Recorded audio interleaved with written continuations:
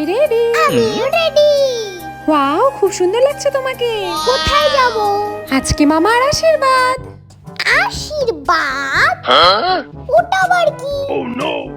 বিয়ে নাকি? না না, বিয়ে না, বিয়ে তো পরে হবে। এখন চলো, গেলেই দেখতে পারবে। চলে চলে।